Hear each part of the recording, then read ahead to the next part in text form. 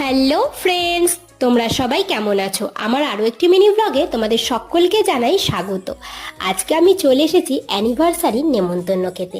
তো এখানে নানা রকম রঙের বেলুন দিয়ে খুব সুন্দর করে সাজিয়েছে শিগলি টিগলি দিয়ে।